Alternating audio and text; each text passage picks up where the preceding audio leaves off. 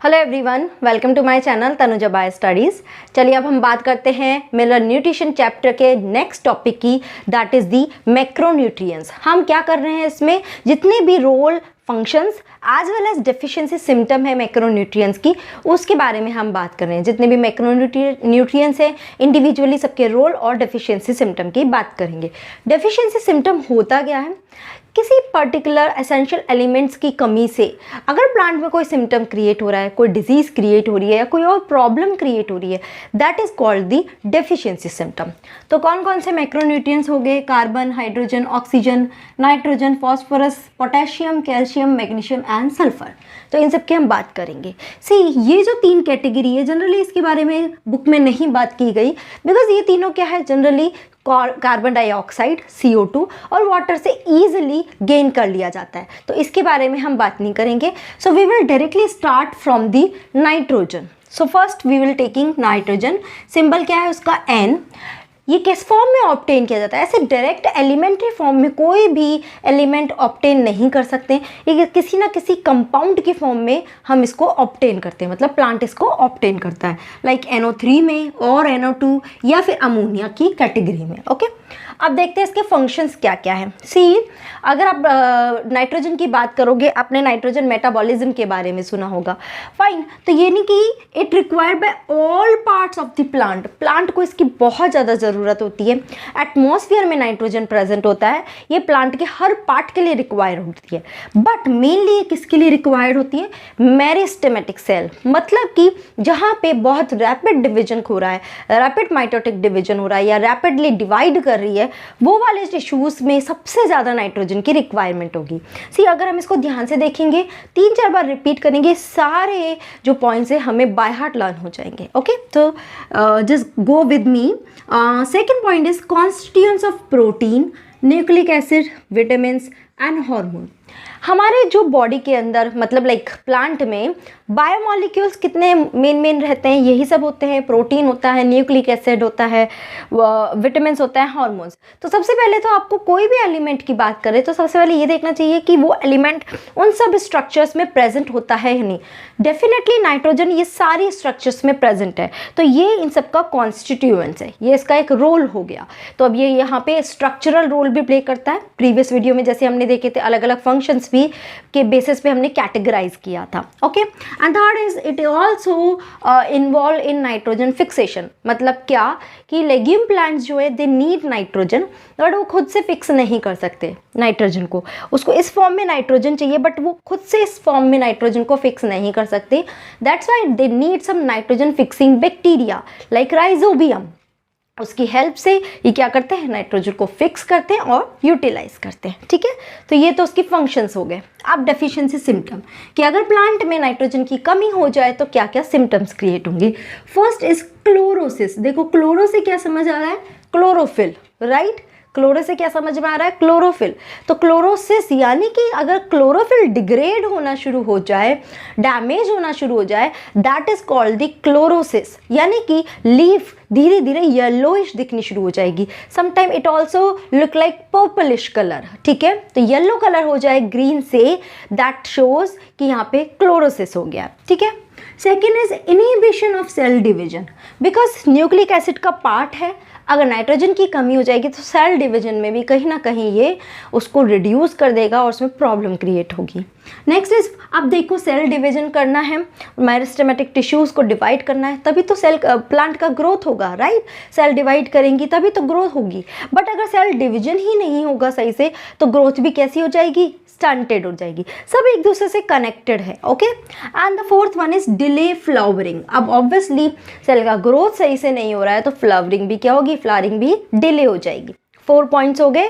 Chlorosis हो रहा है, लीव्स का प्रॉब्लम हो रहा है, सेल डिवीजन नहीं हो रहा, ग्रोथ रिड्यूस हो रही है, स्टंटेड हो रही है और उसकी वजह से फ्लावरिंग भी डिले हो रही है। तो समझ में आया? ओके, चलिए सेकंड लेते हैं, phosphorus. It's symbol is P। ये किस फॉर्म में लिया जाता है? H2PO4 या HPO4 की फॉर्म में इसको लिया जाता है। ठीक है, आपने अगर न्यूक्लिक एसिड का स्ट्रक्चर देखा होगा तो उसमें ये फॉस्फोरस इन्वॉल्व होता है फॉस्फोडाइस्टर लिंकेज में। I hope you remember. Okay, चलिए इस फंक्शंस देखते हैं। पहला क्या है, constituents of cell membrane. Okay, cell membrane जिसमें बनी होती है उसमें फॉस्फोरस का बहुत इंपॉर्टेंट रोल होता है। Okay, it also constituents of protein, nucleic acid, nucleotides इसमें भी होती है। न्यूक्लिक एसिड में फॉस्फोडाइस्टर बॉन्ड होता है। प्रोटीन में बहुत सारे अमीनो एसिड्स होते हैं जिसमें फॉस्फोरस प्रेजेंट होता है। ओके, तो दोनों ही क्या है, कॉन्स्टिट्यूएंट्स है। Fine. Third is all phosphorylation reaction. Phosphorus is involved in all phosphorylation reaction. यानी कि ATP से रिलेटेड जितनी रिएक्शंस होती है उसमें सब में फॉस्फेट होता है। ATP में यही हो रहा है, फॉस्फेट ग्रुप ही अटैच है। ओके, तो फॉस्फोराइलेशन में रहता है। And next is mycorrhizal association helpful in uptake of phosphorus.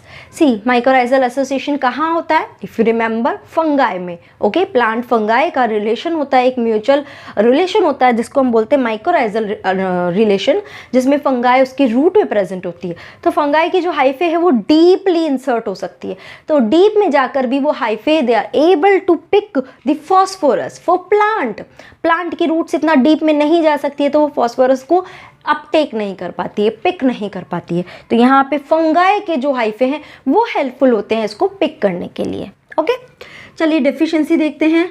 Poor growth, obviously उसको अगर अच्छे से नहीं मिल रहा है ये सब प्रोटीन, न्यूक्लिक एसिड, तो ग्रोथ भी पुअर होगी।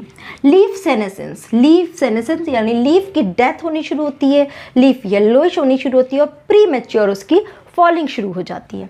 Necrotic spot, it is also like a chlorosis. जगह जगह आपने लीफ में देखा होगा बीच में ऐसे कुछ स्पॉट से बन जाते हैं, वो ब्राउनिश से रहते हैं जहाँ पे क्लोरोफिल टोटली डिसअपियर हो जाता है। That is called the necrotic spot. ठीक है, ऐसे लीफ में आप देखोगे तो जगह जगह आपको स्पॉट से मिलेंगे।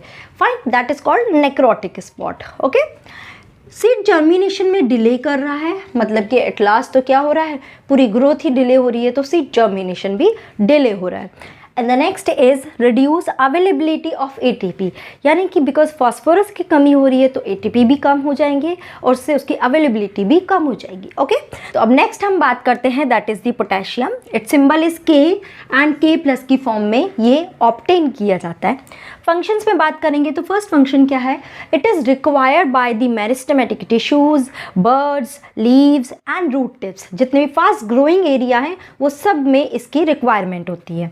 Second is maintain the anion cation balance. If you know, potassium, हमारे पोटेशियम सोडियम पोटेशियम पंप आपने सुना होगा, नर्व सेल में रहता है, जो बहुत इंपॉर्टेंट रोल प्ले करता है आयनिक बैलेंस के लिए। सेम फंडा यहाँ पे भी है, ये आयनिक बैलेंस में रोल प्ले करता है। Okay, third is it is involve in protein synthesis. Protein के सिंथेसिस में opening and closing of stomata. ठीक है, ये भी क्या होता है, आयनिक के बेसिस पे ही स्टोमेटा ओपन और क्लोज होते हैं, तो that is also because of potassium.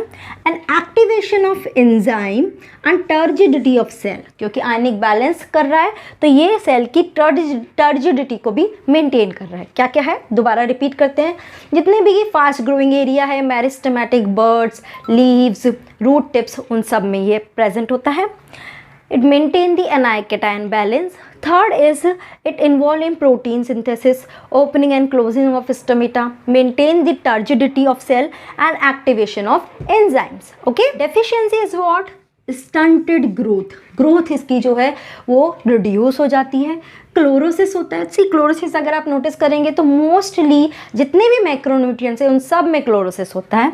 Leaves molted हो जाती है। सी, दो अलग अलग फिंडा होते हैं, एक्चुअली तीन टर्म्स आप देखोगे, क्लोरोसिस, नेक्रोसिस एंड मोल्टेड। देखते क्या होता है, क्लोरोसिस में क्या होता है, क्लोरोफिल डिग्रेड हो रहा है तो पूरी लीफ ही आपको कई बार येलो दिखाई देती है, दैट इज क्लोरोसिस।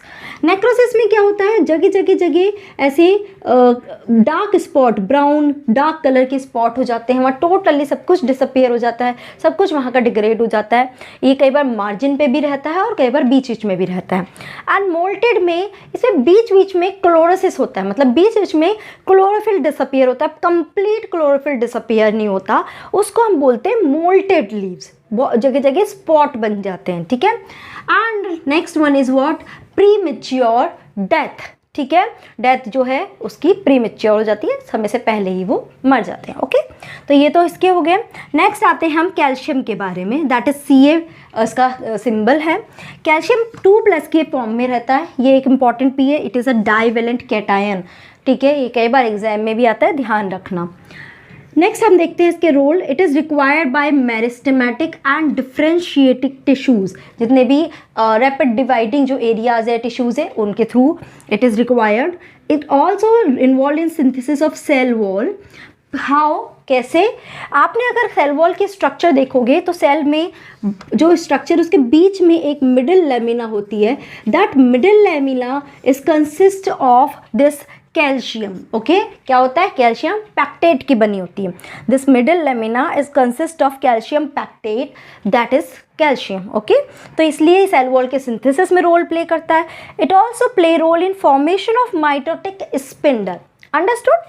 नेक्स्ट लेते हैं functioning of cell membrane activates the enzyme.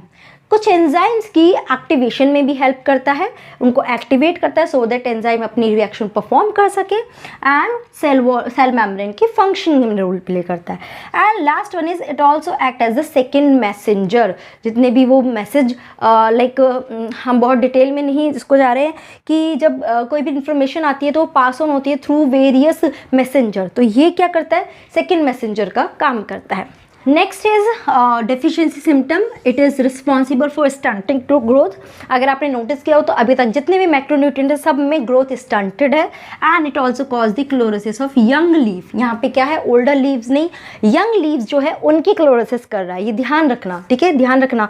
Actually क्या होता है, कुछ मॉलिक्यूल, कुछ एलिमेंट्स क्या मोबाइल नहीं होते, तो उसकी वजह से वो यंग लीव्स तक जल्दी नहीं पहुँच पाते। तो यहाँ पे ऐसा ही हो रहा है कि मोबिलिटी के फ़र्क की रिडक्शन की वजह से यंग लीव्स को जल्दी न्यूट्रिएंट्स नहीं मिल रहे, इसलिए वो जल्दी उनका क्लोरोसिस हो रहा है, मतलब क्लोरोफिल उनका जल्दी डिग्रेड आउट हो रहा है। ओके, तो चलिए लास्ट के दो और देख लेते हैं, magnesium and sulphur. The magnesium symbol है Mg2+ की फॉर्म में ये ऑब्टेन होते हैं।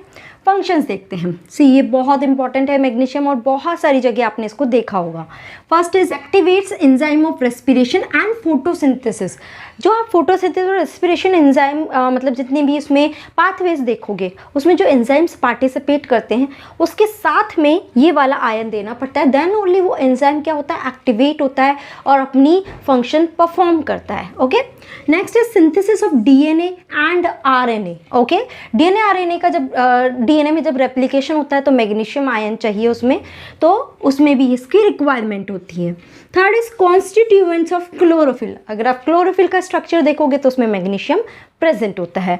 And the last is maintain the ribosome structure. ठीक है, क्या क्या हो गया?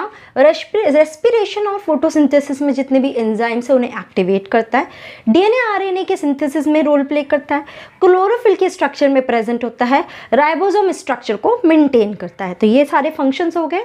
मेन उसका डेफिशिएंसी सिम्टम क्या होता है? क्लोरोसिस। ठीक है, क्लोरोफिल जो है वो डिग्रेड होता है और लीव्स है वो येलो कलर की दिखाई देने लगती है। ओके, अब नेक्स्ट एलिमेंट लास्ट देखते हैं, that is the sulphur. Symbol is S. Sulphate ion की फॉर्म में ये प्रेजेंट होता है, SO4 2-।